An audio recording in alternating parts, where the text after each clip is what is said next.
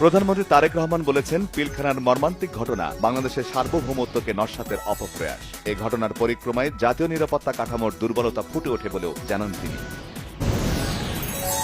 বনানীর সামরিক কবরস্থানে পিলখানা হত্যাকাণ্ডের শহীদদের প্রতি শ্রদ্ধা জানিয়েছেন রাষ্ট্রপতি মোহাম্মদ শাহাবুদ্দিন ও প্রধানমন্ত্রী তারেক রহমান।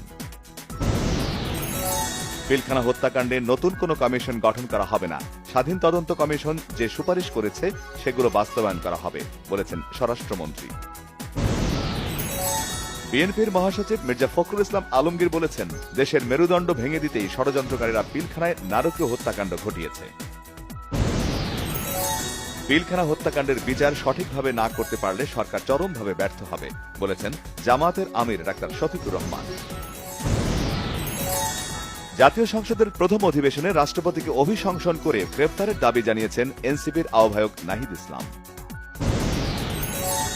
নির্বাচনে ইঞ্জিনিয়ারিং করে ইলেকট্রিসিটি বন্ধ করে ৯/৬ করা হয়েছে বলে অভিযোগ করেছেন জামায়াতে ইসলামের আমির ডাক্তার শফিকুর রহমান। তরুণ প্রজন্মের মূল্যবোধ গড়ায় টেলিভিশন ও বেতার সহ সামাজিক মাধ্যমকে কাজে লাগাতে নির্দেশনা দিয়েছেন প্রধানমন্ত্রী তারেক রহমান, জানিয়েছেন তথ্য ও সম্প্রচার মন্ত্রী জহিরুদ্দিন স্বপন। জুলাই অভ্যুত্থানে আহতদের চিকিৎসা এবং শহীদ পরিবারগুলোর পুনর্বাসনের উদ্যোগ নিতে নির্দেশ দিয়েছেন প্রধানমন্ত্রী তারেক রহমান, জানালেন মুক্তিযুদ্ধ বিষয়ক প্রতিমন্ত্রী ইশরাক হোসেন। পুলিশের নবনিযুক্ত মহাপরিদর্শক হিসেবে দায়িত্ব গ্রহণ করেছেন আলী হোসেন ফকির।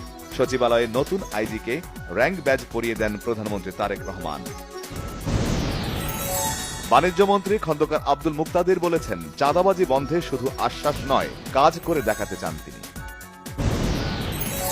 শিক্ষার্থীদের কাছ থেকে পুনঃভর্তি ফি নেওয়া হলে সে শিক্ষা প্রতিষ্ঠানের বিরুদ্ধে ব্যবস্থা নেওয়া হবে, জানিয়েছেন শিক্ষামন্ত্রী এহসানুল হক মিলন।